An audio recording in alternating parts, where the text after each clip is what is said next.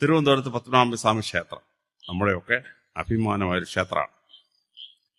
നമ്മൾ ആ ക്ഷേത്രത്തിൽ ചെല്ലുമ്പോൾ ആ ക്ഷേത്രത്തിന് ചില പ്രത്യേകതകളുണ്ട്.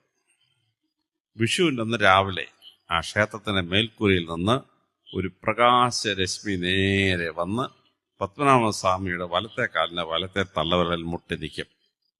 സൂര്യഭഗവാൻ പത്മനാഭസ്വാമിയെ വണങ്ങുന്നു എന്ന് ശാസ്ത്രം. പകൽ നമ്മൾ നോക്കിയാൽ ദ്വാരം കാണുമോ? ഇല്ല. മഴ പെയ്താൽ ദ്വാരത്തിൽ കൂടെ വെള്ളം വരുമോ? ഇല്ല. പക്ഷേ 1000 കൊല്ലത്തിന് മുമ്പ് പണിയിച്ച രാജാവിനും ശില്പിക്കും ആ പൂജാരിക്ക് അറിയാമായിരുന്നു, വിഷുവിൻ്റെ അന്ന് രാവിലെ സൂര്യഭഗവാൻ ഏത് ദിശയിൽ നിൽക്കും, എവിടെ ദ്വാരം ഉണ്ടാക്കിയാൽ ആ സൂര്യരശ്മി നേരെ വന്ന് പത്മനാഭസ്വാമിയുടെ വലത്തെ കാലിന് വലത്തെ തള്ളവിരൽ മുട്ടി നിൽക്കും. അത്ര ഭയങ്കരമാണ്. ടെലസ്കോപ്പൊന്നുമില്ല. വളരെ ദൃഷ്ടിയിലൂടെയാണ് അവർ കണ്ടെത്തി അത് പ്രദർശിച്ചിരിക്കുന്നത്.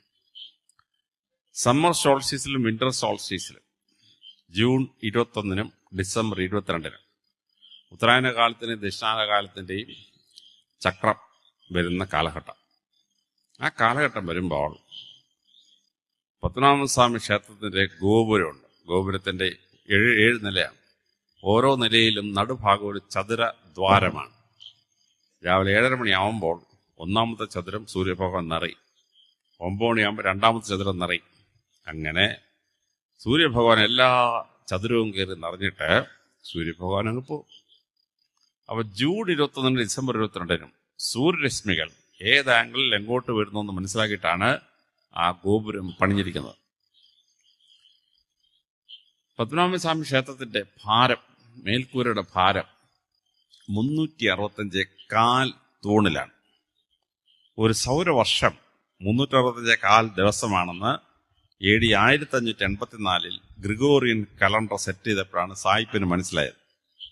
പക്ഷെ 1000 കൊല്ലത്തിന് മുമ്പ് പത്മനാഭസ്വാമി ക്ഷേത്രം പണിഞ്ഞപ്പോൾ അതിൻ്റെ മേൽക്കൂരയുടെ ഭാരം ഡിവൈഡ് ചെയ്ത് കൊടുത്തിരിക്കുകയാണ്. ജനുവരി 1-ന് സൂര്യഭഗവാൻ നിൽക്കുന്നത് ആദ്യത്തെ തൂൺ, ജനുവരി 2-ന് സൂര്യൻ നിൽക്കുന്നത് രണ്ടാമത്തെ തൂൺ, ജനുവരി 3 നിൽക്കുന്നത് മൂന്നാമത്തെ തൂൺ. അങ്ങനെ 360 ദിവസം കൊണ്ട് സൂര്യഭഗവാനെ ഭൂമി ഇങ്ങനെ ചുറ്റുന്ന ഓരോ ദിവസവും അതാത് സ്ഥലത്ത് ഓരോ തൂണുണ്ട്. 360 തൂണ് കഴിഞ്ഞാൽ അടുത്ത തൂൺ 4-1 ഹൈറ്റേ ഉള്ളൂ. 365 കാൽ. ഈ കാൽ തൂൺ ഉപയോഗിച്ചിട്ടാണ് ലീപ്പ് ഇയർ കാൽക്കുലേറ്റ് ചെയ്തിട്ട് അഡ്ജസ്റ്റ് ചെയ്ത് പോകുന്നു. അപ്പോൾ 1000 കൊല്ലത്തിന് മുമ്പ് ക്ഷേത്രം പണിയിച്ച രാജാവിനും പൂജാരിക്കും ശില്പിക്കും അറിയാമായിരുന്നു, ഒരു സൗരവർഷം 365 കാൽ ദിവസം ആണ്.